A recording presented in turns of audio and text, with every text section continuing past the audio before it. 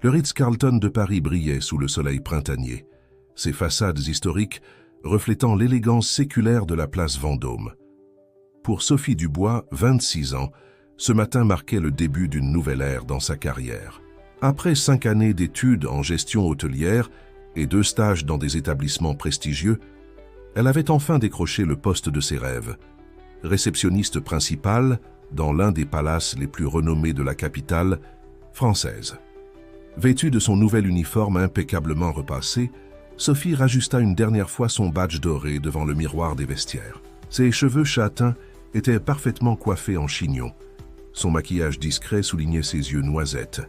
Et son sourire, bien que légèrement crispé par le stress, reflétait sa détermination à exceller dans ses nouvelles fonctions. « Tu es prête ?»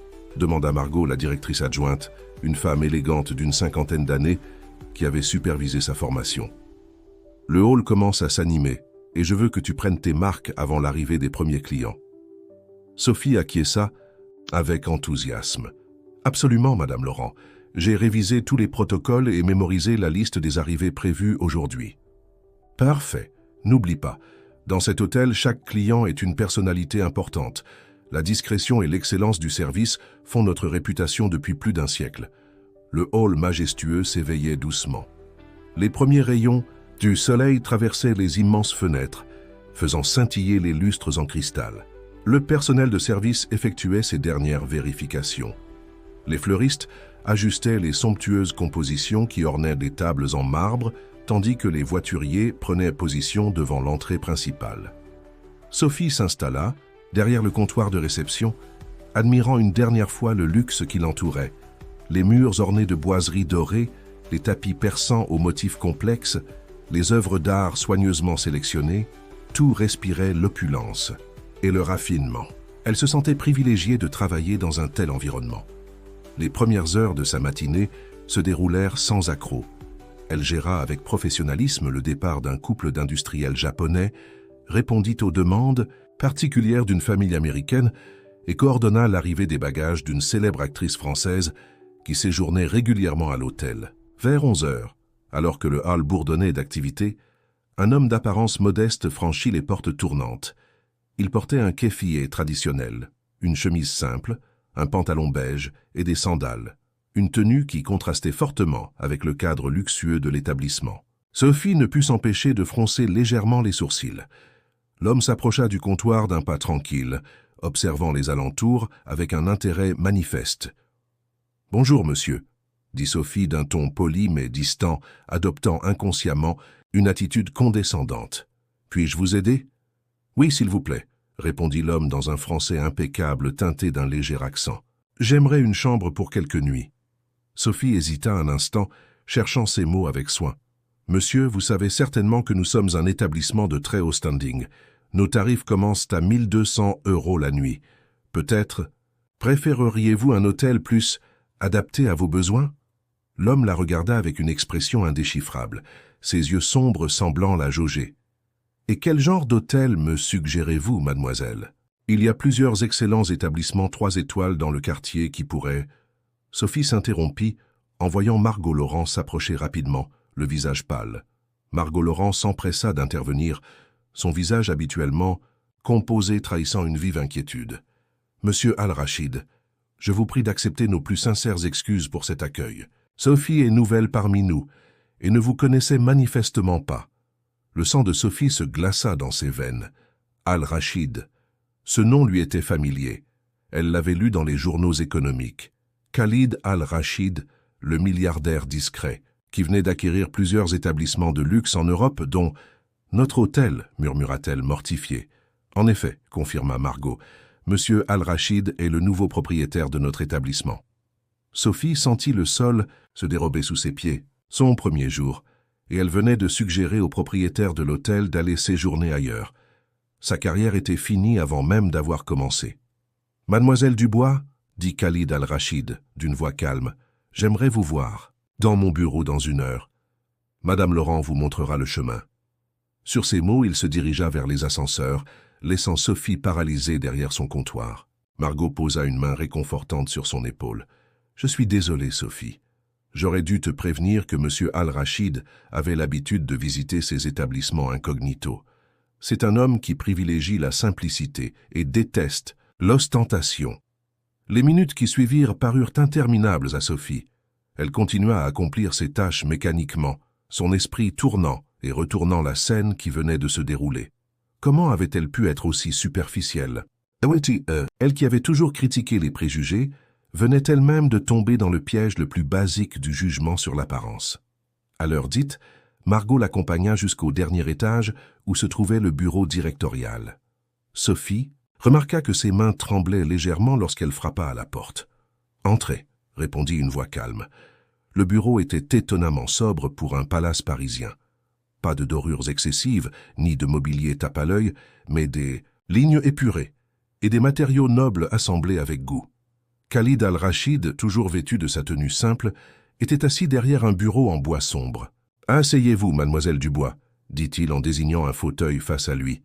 Sophie obéit, le cœur battant. « Je suppose que vous attendez que je vous licencie », commença-t-il, allant droit au but. Sophie retint son souffle. « Mais ce n'est pas ce que je vais faire. » Elle releva la tête, surprise. Khalid Al-Rachid la regardait avec une expression pensive. Ce qui s'est passé ce matin est révélateur d'un problème plus profond dans l'industrie hôtelière de luxe. Nous prétendons offrir un service d'excellence, mais trop souvent, nous jugeons les gens sur leur apparence plutôt que sur leur valeur intrinsèque. Il se leva et s'approcha de la fenêtre, contemplant la vue sur Paris avant de poursuivre. « J'ai une proposition à vous faire, mademoiselle Dubois. Au lieu de vous renvoyer, je voudrais vous confier une mission particulière. » Sophie écoutait, à peine osant respirer. « Une mission ? Oui, je veux que vous développiez et coordonniez un programme de formation pour tout le personnel de l'hôtel. Un programme qui mettra l'accent sur l'importance de traiter chaque client avec respect et dignité, indépendamment de son apparence ou de ses origines. Votre expérience d'aujourd'hui servira d'exemple concret de ce qu'il ne faut pas faire. » Il se tourna vers elle, son regard intense la transperçant. Considérez cela comme une chance de transformer une erreur en opportunité d'apprentissage, non seulement pour vous mais pour tout l'établissement. Qu'en dites-vous? Sophie fixait M. Al-Rachid, encore abasourdi par sa proposition inattendue. Après quelques instants de réflexion, elle redressa les épaules et répondit d'une voix ferme. « J'accepte, monsieur. Je ne vous décevrai pas. »« Excellent, » répondit-il avec un léger sourire. « Vous travaillerez en étroite collaboration avec Madame Laurent. Je vous donne carte blanche pour développer ce programme, mais je veux des résultats concrets d'ici 3 mois. » De retour à son poste, Sophie fut surprise de découvrir un email détaillant sa nouvelle mission. Non seulement elle conservait son poste de réceptionniste, mais elle devait désormais consacrer une partie de son temps à l'élaboration du programme de formation. Les jours suivants furent intenses. Sophie passait ses matinées à la réception et ses après-midi à travailler sur le projet. Elle commença par interviewer discrètement ses collègues, découvrant que les préjugés étaient plus répandus qu'elle ne l'imaginait. Un matin, alors qu'elle compilait ses notes dans la salle de pause, elle fut interrompue par Claire Mercier, une concierge expérimentée d'une 40aine d'années. « J'ai entendu parler de votre projet », dit Claire en s'asseyant en face d'elle. « Et de ce qui s'est passé avec M. Al-Rachid. » Sophie rougit légèrement, mais Claire la surprit avec un sourire bienveillant. « Ne soyez pas gênée. Nous avons tous commis des erreurs similaires. Tenez, je peux vous raconter quelque chose qui m'est arrivé il y a 15 ans. » Claire devint rapidement une alliée précieuse. Son expérience dans l'hôtellerie de luxe et sa connaissance approfondie de la psychologie des clients s'avérèrent inestimables pour le développement du programme. Cependant, tout le monde n'était pas aussi enthousiaste. Philippe Vernier, le chef concierge, ne cachait pas son scepticisme. « C'est ridicule », l'entendit-elle dire un jour à ses collègues. « Le luxe, c'est justement de traiter différemment ceux qui peuvent se le permettre. On ne peut pas accorder la même attention à tout le monde. » Ces résistances, au lieu de décourager Sophie, la motivèrent davantage. Elle commença à documenter des cas concrets où les apparences s'étaient révélées trompeuses. Elle découvrit notamment que plusieurs clients fortunés de l'hôtel préféraient voyager discrètement, à l'image de M. Al-Rachid. Un après-midi, alors qu'elle travaillait sur le contenu de la formation, elle reçut un message inattendu. Un blog de voyage influent venait de publier un article détaillant son interaction avec M. Al-Rachid. Le blogueur, qui avait été témoin de la scène, critiquait sévèrement l'attitude élitiste du personnel hôtelier tout en saluant l'initiative de formation qui en avait découlé. L'article devint viral dans l'industrie hôtelière. Les réseaux sociaux s'enflammèrent, certains défendant l'établissement, d'autres partageant leurs propres expériences de discrimination dans les hôtels de luxe. Sophie était mortifiée de voir son erreur exposée publiquement, mais Margot Laurent lui fit remarquer que cette publicité inattendue renforçait justement l'importance de leur initiative. « C'est l'occasion de montrer que nous prenons ce problème au sérieux, » expliqua-t-elle, « que nous sommes prêts à apprendre de nos erreurs et à évoluer. » Un matin, alors que Sophie préparait une présentation pour la première session de formation, elle reçut un appel de M. Al-Rachid. « J'ai lu l'article, » dit-il sans préambule. « Ne vous inquiétez pas de la publicité négative. Au contraire, j'aimerais que vous intégriez cette histoire dans votre formation.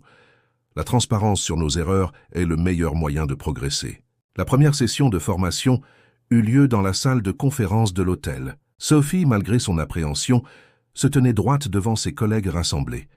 Elle avait choisi de commencer par un exercice de mise en situation, recréant différents scénarios de jugement hâtif vécus dans l'hôtellerie.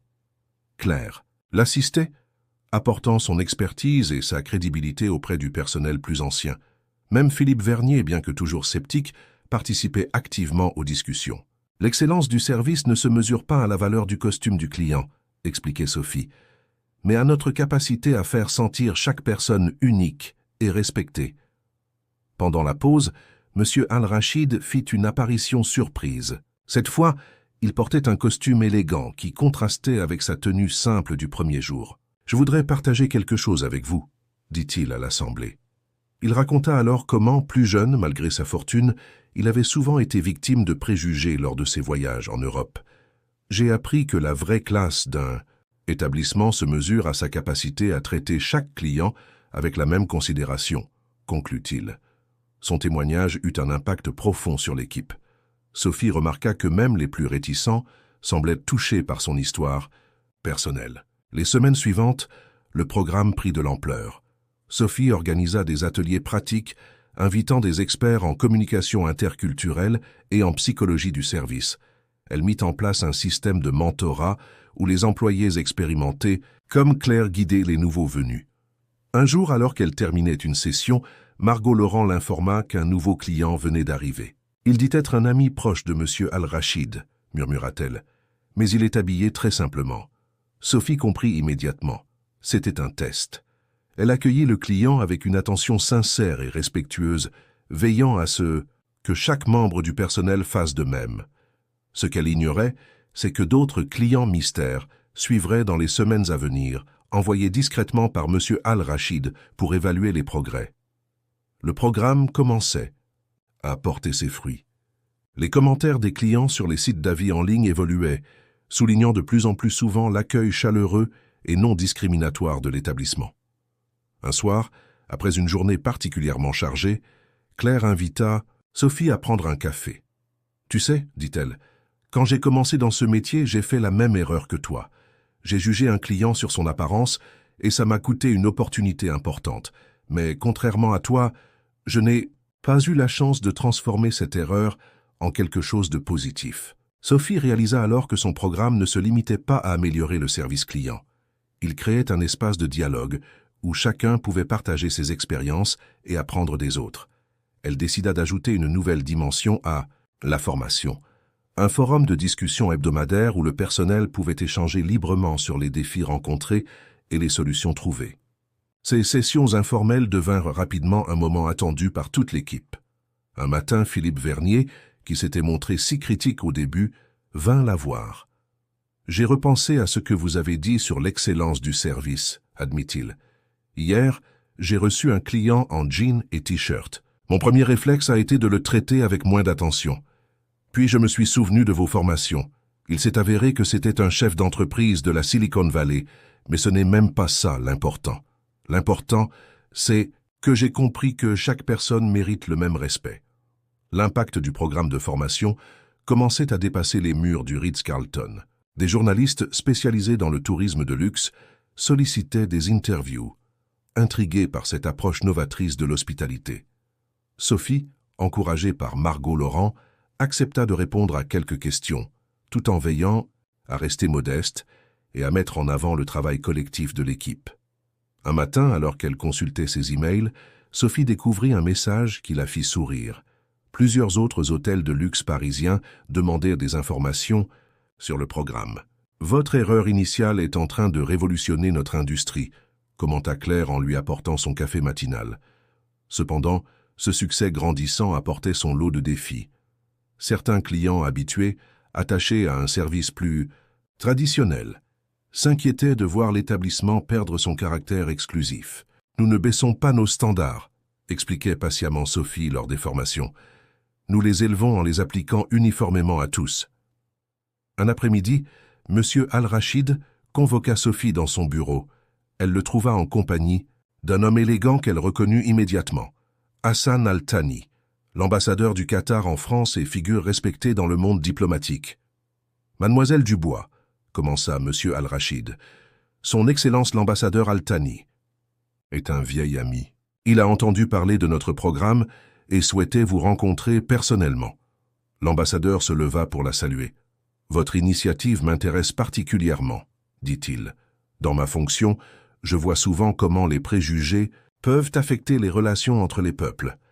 Ce que vous faites ici, c'est construire des ponts. » Cette rencontre inattendue donna à Sophie une idée. Avec l'accord de M. Al-Rachid, elle commença à intégrer des éléments de sensibilisation culturelle dans ses formations.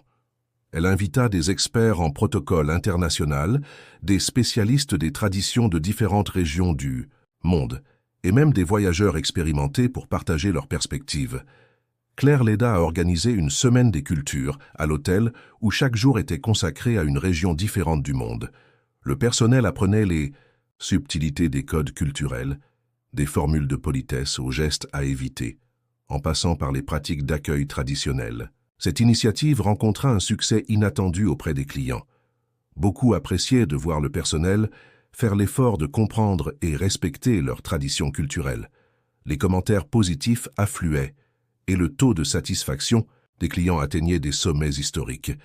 Un soir, alors que Sophie travaillait tard sur de nouveaux modules de formation, elle reçut la visite surprise de M. Al-Rachid. Il semblait préoccupé. « J'ai une confession à vous faire, » dit-il en s'asseyant. « Le jour où nous nous sommes rencontrés, je ne venais pas simplement inspecter l'hôtel. Je cherchais à comprendre pourquoi cet établissement, malgré sa réputation prestigieuse, perdait progressivement sa clientèle internationale. » Il fit une pause, regardant par la fenêtre les lumières de Paris qui scintillaient dans la nuit. « Mon père m'a toujours dit que la vraie hospitalité ne connaît pas de frontières. Quand j'ai racheté cet hôtel, je voulais en faire plus qu'un simple palace de luxe. Je voulais en faire un lieu où chaque voyageur, quelle que soit son origine ou son apparence, se sentirait véritablement accueilli. » Sophie écoutait attentivement, commençant à comprendre la vision plus large derrière sa mission. « Votre programme, poursuivit-il, a dépassé mes espérances. Vous avez non seulement compris l'essence de cette vision, mais vous l'avez transformée en réalité concrète. » Le succès du programme commençait à attirer l'attention internationale. Un matin, Sophie reçut un appel de la direction d'une célèbre chaîne hôtelière de luxe basée à Dubaï. Ils souhaitaient adapter son programme de formation pour leurs établissements au Moyen-Orient. « C'est une opportunité extraordinaire », s'enthousiasma Margot Laurent. « Mais cela signifie aussi que nous devons documenter et structurer le programme de manière plus formelle. » Sophie se plongea dans ce nouveau défi avec passion. Avec l'aide de Claire et d'une équipe de volontaires, elle commença à transformer leurs expériences et apprentissages en un manuel complet de formation. Chaque chapitre était enrichi d'études de cas réels, de témoignages et d'exercices pratiques. Pendant ce temps, Philippe Vernier, l'ancien sceptique, était devenu l'un des plus fervents défenseurs du programme. Il proposa même d'ajouter une section basée sur sa propre transformation, montrant comment il avait surmonté ses préjugés initiaux. Un jour, alors que Sophie présentait l'avancement du manuel à M. Al-Rachid, il lui posa une question, inattendue. « Avez-vous pensé à inclure l'histoire de votre propre parcours ?» Sophie hésita. « Vous voulez dire mon erreur du premier jour ?»« Exactement, » répondit-il. « Votre histoire personnelle est puissante, précisément parce qu'elle montre comment une erreur peut devenir le catalyseur d'un changement positif. » Cette conversation poussa Sophie à réfléchir plus profondément à son propre voyage. Elle réalisa que sa transformation allait bien au-delà de la simple correction d'une erreur professionnelle. Elle avait appris à voir au-delà des apparences, à comprendre la richesse que la diversité apportait à leur établissement. Un soir, alors qu'elle finalisait le chapitre sur son expérience personnelle, elle reçut la visite d'une jeune femme à la réception. C'était une nouvelle employée d'un autre hôtel de luxe parisien.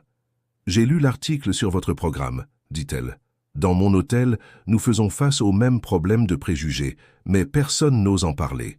Votre histoire m'a donné le courage de proposer des changements à ma direction. » Ces moments de connexion authentique se multiplièrent. Des professionnels de l'hôtellerie du monde entier commencèrent à partager leurs propres expériences et initiatives inspirées par le programme du Ritz-Carlton. Claire suggéra alors une idée audacieuse. Organiser un symposium international sur l'hospitalité inclusive. Nous pourrions réunir des professionnels du monde entier pour partager leurs expériences et meilleures pratiques, proposa-t-elle. L'idée enchanta M. Al-Rachid. « Faisons-le, dit-il, et allons plus loin. Créons une certification internationale pour les établissements qui s'engagent à maintenir ces standards d'accueil inclusif. » Sophie se retrouva ainsi à la tête d'un projet encore plus ambitieux.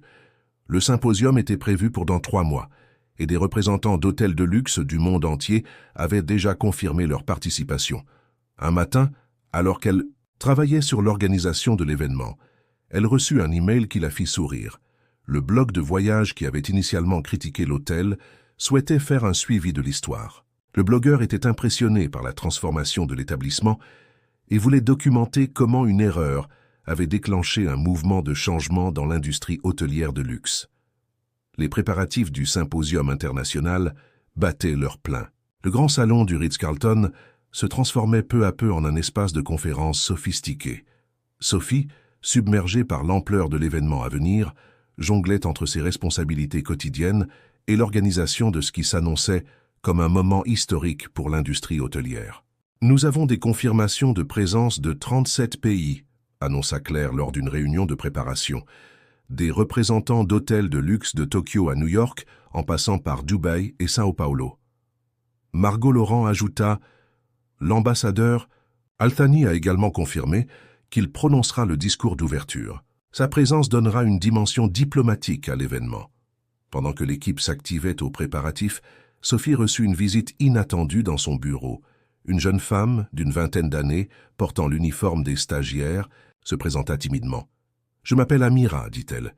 Je suis en stage ici depuis 2 semaines. Je voulais vous parler de quelque chose d'important. » Sophie l'invita à s'asseoir, intriguée par son air à la fois nerveux et déterminé. « J'ai une idée pour le symposium, » continua Amira. « Avec d'autres stagiaires, nous avons pensé à créer une vidéo. Pas une simple présentation corporate, mais quelque chose de plus personnel. Nous voudrions interviewer des clients et des employés pour montrer l'impact réel de votre programme sur leur vie. » L'enthousiasme d'Amira était contagieux.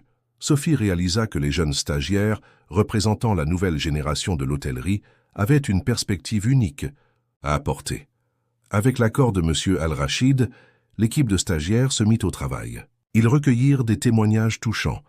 Un client d'affaires japonais expliquant comment il s'était senti véritablement respecté pour la première fois dans un hôtel occidental. Une femme d'affaires africaine partageant son expérience positive. Un couple de retraités américains louant l'atmosphère inclusive de l'établissement. Mais le témoignage le plus surprenant vint de Philippe Vernier. Face à la caméra, il parla avec une honnêteté désarmante de sa transformation personnelle. « J'étais le plus grand sceptique, admit-il. Après 30 ans dans l'hôtellerie de luxe, je pensais tout savoir.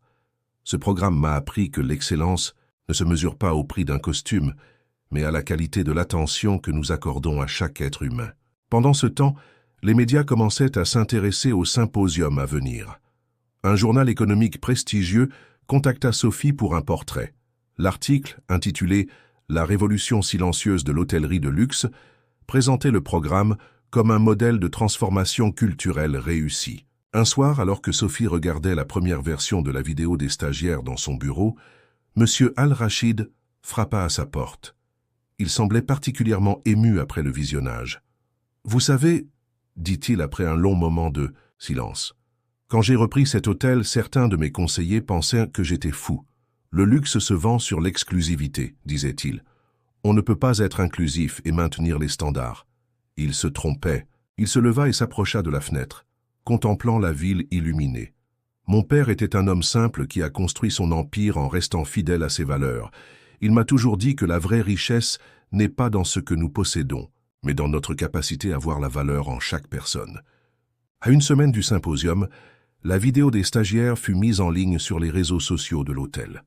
En moins de 48 heures, elle devint virale, touchant bien au-delà du secteur hôtelier. Des magazines d'actualité, des influenceurs et même des personnalités publiques la partageaient, accompagnés de commentaires élogieux sur cette nouvelle approche de l'hospitalité de luxe. « C'est incroyable », dit Amira en montrant les statistiques à Sophie. « La vidéo a déjà été vue plus d'1 million de fois. Les gens se reconnaissent dans ces histoires. » L'impact fut tel que plusieurs chaînes de télévision demandèrent l'autorisation de diffuser des extraits dans leurs journaux. Le message résonnait particulièrement. Le véritable luxe réside dans la façon dont nous traitons les autres.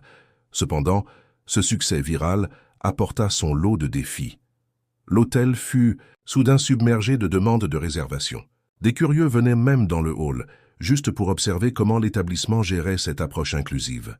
« Nous devons maintenir notre cap », rappela Sophie lors d'une réunion d'urgence. « Cette attention médiatique ne doit pas nous faire dévier de notre mission principale.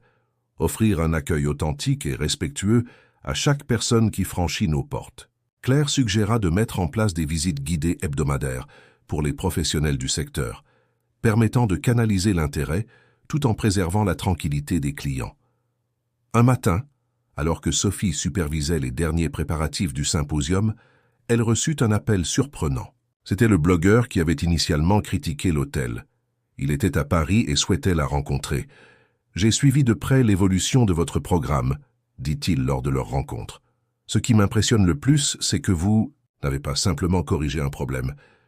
Vous avez créé un mouvement qui change la définition même du luxe. » Pendant ce temps, les équipes techniques installaient les derniers équipements dans le grand salon. Le symposium accueillerait plus de 300 participants et chaque détail devait être parfait. Un soir, alors que Sophie vérifiait une dernière fois la liste des intervenants, elle trouva une enveloppe sur son bureau. À l'intérieur, une lettre manuscrite de M. Al-Rachid. « Chère Mademoiselle Dubois, dans quelques jours, vous présenterez devant le monde de l'hôtellerie un programme né d'une simple erreur de jugement. Mais ce qui fait la grandeur de ce programme, ce n'est pas seulement son contenu ou sa méthodologie, c'est la façon dont il nous rappelle que nos plus grandes faiblesses peuvent devenir nos plus grandes forces. J'ai une surprise pour le symposium. J'ai invité plusieurs personnes qui, comme moi, ont vécu des expériences de préjugés dans des hôtels de luxe. Mais au lieu d'en garder de l'amertume, ils ont réussi dans la vie tout en restant fidèles à leurs valeurs. Leur présence rappellera à tous que l'apparence ne définit pas la valeur d'une personne. Vous avez transformé non seulement notre hôtel, mais vous êtes en train de changer toute une industrie. N'oubliez jamais que le plus grand luxe que nous puissions offrir est de voir l'humanité en chaque personne. Le jour du symposium était enfin arrivé. Le grand salon du Ritz-Carlton resplendissait sous les lustres en cristal, transformé en un espace de conférence élégant, où se côtoyaient les plus grands noms de l'hôtellerie internationale. Sophie, vêtue d'un tailleur bleu marine, observait les derniers préparatifs avec un mélange d'anxiété et d'excitation. « Tout est parfait », la rassura Claire en ajustant une composition florale. « Tu es prête ?» Avant que Sophie ne puisse répondre, Margot Laurent apparut accompagnée d'une femme élégante d'une 60aine d'années. « Sophie, je voudrais vous présenter Madame Isabella Martinez, directrice générale de la chaîne Peninsula. »« Votre programme m'intéresse particulièrement, » dit Isabella avec un sourire chaleureux. « J'ai commencé comme femme de chambre il y a 40 ans. Je sais ce que c'est d'être jugée sur les apparences. » Les invités commencèrent à arriver. Des directeurs d'hôtels du monde entier, des experts en hospitalité, des journalistes spécialisés. Sophie remarqua que beaucoup portèrent le badge « témoin », conformément à la surprise annoncée par M. Al-Rachid dans sa lettre. L'ambassadeur, Al-Thani, ouvrit la séance avec un discours émouvant sur l'importance du respect mutuel dans un monde globalisé. Puis vint le moment que Sophie redoutait, la projection de la vidéo réalisée par les stagiaires. Le silence qui suivit fut assourdissant. Sur l'écran, les témoignages sincères des clients et du personnel touchait visiblement l'assemblée. Lorsque Philippe Vernier apparut, parlant de sa transformation personnelle, plusieurs personnes dans la salle essuyèrent discrètement leurs yeux. Après la projection, les témoins invités par M. Al-Rachid prirent la parole. Un célèbre architecte japonais raconta comment, jeune étudiant mal habillé, il s'était vu refuser l'entrée d'un palace parisien où il avait rendez-vous avec un client. Une femme d'affaires africaine devenue milliardaire partagea ses expériences de préjugés dans les hôtels de luxe européens. « Ces histoires ne sont pas là pour nous faire culpabiliser », intervint M. Al-Rachid, mais pour nous rappeler que derrière chaque personne se cache une histoire que nous ne connaissons pas. Pendant la pause déjeuner, Sophie fut surprise de voir le nombre de directeurs d'hôtels qui souhaitaient non seulement adopter son programme, mais aussi partager leurs propres initiatives d'inclusion. « Nous avons créé quelque chose de plus grand que nous », murmura Claire, observant les groupes de discussion animés qui s'étaient formés spontanément. L'après-midi fut consacré aux ateliers pratiques. Sophie et son équipe présentèrent leur méthodologie, les outils développés, les indicateurs de succès.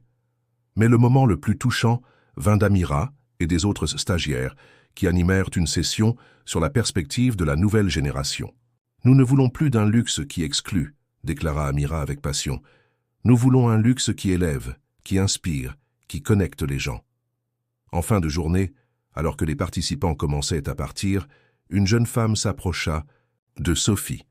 Elle se présenta comme la fille d'un des témoins. « Mon père est cet homme là-bas », dit-elle en désignant un homme d'affaires distingué. « Il y a 30 ans, il était un simple vendeur de rue à Marrakech. Aujourd'hui, il possède une chaîne de boutiques de luxe. Votre programme lui a donné envie de partager son histoire pour la première fois. » Le lendemain du symposium, l'effervescence médiatique était à son comble. Les journaux du monde entier titraient sur cette révolution de l'hospitalité née dans un palace parisien. Les réseaux sociaux s'enflammaient avec le hashtag To Respect in Luxury, partageant des milliers d'expériences personnelles. Sophie arriva tôt à l'hôtel ce matin-là, trouvant le hall déjà animé. Une équipe de télévision japonaise interviewait Philippe Vernier, tandis qu'un groupe de directeurs d'hôtel attendait pour une visite guidée. « Le standard n'a pas arrêté de sonner », l'informa Claire. « Des établissements du monde entier veulent mettre en place le programme. Nous allons avoir besoin d'une équipe dédiée. » Monsieur Al-Rachid convoqua une réunion d'urgence. Dans la salle de conférence, il présenta sa vision pour l'avenir. Le symposium n'était qu'un début. Nous allons créer un institut de formation internationale, basé ici, au Ritz-Carlton de Paris. Les yeux de Sophie s'écarquillèrent lorsqu'il poursuivit. « Mademoiselle Dubois, j'aimerais que vous en preniez la direction. Votre parcours personnel, de cette première erreur à la création de ce programme transformateur, fait de vous la personne idéale pour diriger cette initiative. » Margot Laurent ajouta « Nous avons déjà reçu des demandes de partenariat de grandes écoles hôtelières. Ils veulent intégrer votre programme dans leur curriculum. L'Institut prendrait un étage entier de l'hôtel. Il accueillerait des professionnels du monde entier pour des formations intensives, tout en développant des programmes personnalisés pour les établissements partenaires. Et ce n'est pas tout, continua M. Al-Rachid. L'ambassadeur Al-Thani a proposé de créer un prix annuel récompensant les initiatives d'hospitalité inclusive. Il portera votre nom, Sophie. Submergée par l'émotion, Sophie repensa, à ce premier jour, à cette erreur qui aurait pu lui coûter sa carrière. Au lieu de cela, elle avait déclenché un mouvement qui transformait toute une industrie. Plus tard dans la journée, alors qu'elle montrait les plans du futur institut, à Claire, son téléphone vibra. C'était un message d'Amira. La vidéo des stagiaires venait d'être sélectionnée pour un festival de films documentaires. « Tu te souviens de ce que tu m'as dit le premier jour ?» demanda Claire. « Tu étais terrifiée à l'idée d'avoir tout caché.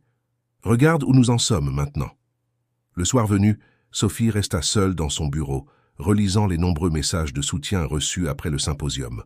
Un en particulier retint son attention. Il venait d'une jeune réceptionniste d'un hôtel de Londres. « Votre histoire m'a donné le courage d'admettre mes propres préjugés et de travailler à les surmonter. Vous nous montrez que nos erreurs peuvent devenir nos plus grandes forces. » Sur son bureau, une nouvelle enveloppe l'attendait. À l'intérieur, une photo de la première promotion de l'école hôtelière où elle avait étudié, avec une note de son ancien professeur. Vous avez transformé une leçon d'humilité en une révolution de l'hospitalité. Continuez à inspirer les générations futures. » Sophie se leva et s'approcha de la fenêtre. Les lumières de Paris scintillaient dans la nuit, comme autant de promesses pour l'avenir. Elle réalisa que ce qui avait commencé comme une simple formation en gestion des préjugés était devenu un mouvement mondial pour un luxe plus humain, plus inclusif. 6 mois s'étaient écoulés depuis le symposium, et l'Institut international d'hospitalité inclusive était en pleine effervescence. Les travaux de rénovation de l'étage dédié touchaient à leur fin, transformant d'anciens espaces en salles de formation ultra-modernes, tout en préservant le charme historique du Ritz-Carlton. Sophie, désormais directrice de l'Institut, supervisait les derniers préparatifs pour l'inauguration officielle. Une cérémonie qui promettait de réunir à nouveau les plus grands noms de l'hôtellerie mondiale, mais cette fois-ci pour célébrer non pas une initiative, mais une transformation durable de l'industrie. « Regarde ça », dit Claire en lui montrant un magazine professionnel. En couverture, un article titrait « La révolution de l'hospitalité. Comment un palace parisien réinvente le luxe ». À l'intérieur, une double page était consacrée au programme de formation, désormais adopté par plus de 100 établissements dans le monde. Le matin de l'inauguration, Sophie arriva tôt pour vérifier les derniers détails. Dans le hall, elle croisa Amira, devenue coordinatrice des programmes de formation après l'obtention de son diplôme. « Les premiers participants internationaux sont déjà arrivés », annonça la jeune femme avec enthousiasme. « Nous avons des directeurs d'hôtels d'Australie, du Brésil, du Japon. Ils sont tous impatients de commencer la formation. » L'Institut avait développé différents programmes adaptés aux besoins spécifiques de chaque établissement. Certains se concentraient sur la formation du personnel, d'autres sur la transformation culturelle globale, mais tous partageaient le même objectif, créer une hospitalité véritablement inclusive. Philippe Vernier, promu directeur de la formation des concierges, préparait sa première présentation. « Qui aurait cru que je deviendrais un jour l'ambassadeur de ce programme ?» dit-il en riant. « Mes collègues des autres palaces parisiens n'en reviennent toujours pas. » En fin de matinée, M. Al-Rachid réunit toute l'équipe pour un moment de réflexion avant la cérémonie d'inauguration. « Ce que nous célébrons aujourd'hui va bien au-delà d'un simple programme de formation, » déclara-t-il. « Nous célébrons un changement de paradigme dans l'industrie du luxe. » Il raconta alors une histoire que peu connaissaient. « Mon père a commencé comme simple marchand dans un souk. Un jour, un riche client étranger l'a traité avec mépris, pensant qu'il n'était qu'un petit vendeur sans importance. Ce client ne savait pas que mon père possédait déjà plusieurs entreprises prospères, mais préférait rester proche de ses racines. Cette expérience m'a appris que la vraie valeur d'une personne ne se mesure pas à son apparence. » Sophie écoutait attentivement, comprenant mieux que jamais pourquoi M. Al-Rachid avait transformé son erreur en opportunité plutôt que de la sanctionner. Il avait vu en elle non pas une jeune réceptionniste présomptueuse, mais quelqu'un capable d'apprendre et de grandir. L'après-midi fut consacré aux visites guidées de l'Institut. Les espaces de formation avaient été conçus pour favoriser l'interaction et l'apprentissage pratique. Une salle était dédiée aux simulations de situations réelles, une autre aux discussions de groupe, et un espace innovant permettait de vivre des expériences immersives grâce à la réalité virtuelle. « Nous voulions créer un environnement qui reflète notre philosophie », expliqua Sophie aux visiteurs. « Chaque détail a été pensé pour rappeler que le luxe véritable réside dans la qualité des relations humaines. » La cérémonie d'inauguration de l'Institut marquait non seulement l'aboutissement d'un projet ambitieux, mais aussi le début d'une nouvelle ère dans l'industrie hôtelière.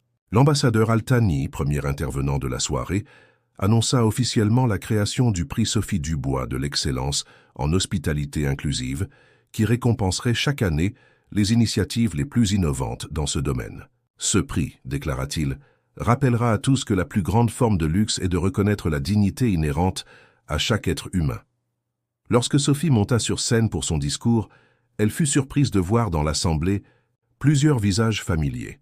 Le blogueur dont l'article critique avait initialement exposé l'incident, des clients qui avaient participé à la vidéo des stagiaires et même quelques-uns des clients mystères envoyés par M. Al-Rachid pour tester le programme. « Notre voyage a commencé par une erreur », commença-t-elle. « Une erreur qui aurait pu me coûter ma carrière, mais qui est devenue instead une opportunité de transformation. Aujourd'hui, nous ne célébrons pas seulement l'ouverture d'un institut. Nous célébrons une nouvelle vision du luxe, une vision où l'excellence du service se mesure à notre capacité à voir et à valoriser chaque personne. Elle poursuivit en présentant les premiers résultats concrets du programme. Une augmentation significative de la satisfaction client dans tous les établissements participants, une amélioration du bien-être des employés et un changement mesurable dans la culture d'entreprise. Après la cérémonie, lors de la réception, Claire s'approcha de Sophie avec une surprise. Un livre relié en cuir contenant des centaines de témoignages de personnes touchées par le programme, des employés aux clients, en passant par les partenaires. « C'est notre cadeau pour toi », dit Claire, pour te rappeler que ce qui a commencé comme un moment difficile est devenu une source d'inspiration pour tant de personnes. Monsieur Al-Rachid fit une dernière annonce qui surprit tout le monde.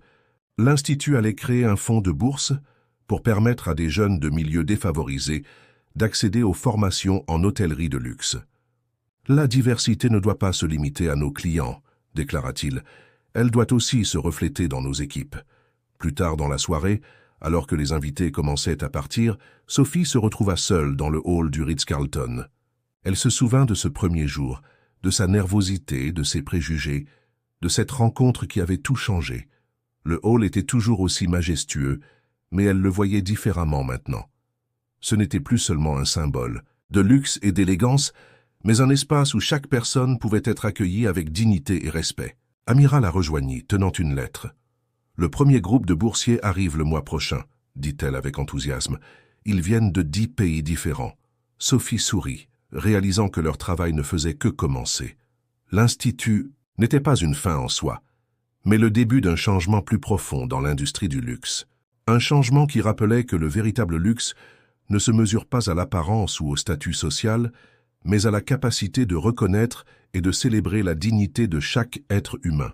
« Tu sais, » dit Amira, « quand je raconte aux gens comment tout a commencé, ils ont du mal à croire qu'une simple erreur ait pu conduire à tout ça. »« Ce n'est pas l'erreur qui compte, » répondit Sophie, « c'est ce que nous choisissons d'en faire. » Dans le reflet des miroirs dorés du hall, Sophie vit non seulement son reflet, mais aussi l'image d'un futur où l'hospitalité de luxe serait synonyme d'inclusion, de respect et de transformation positive.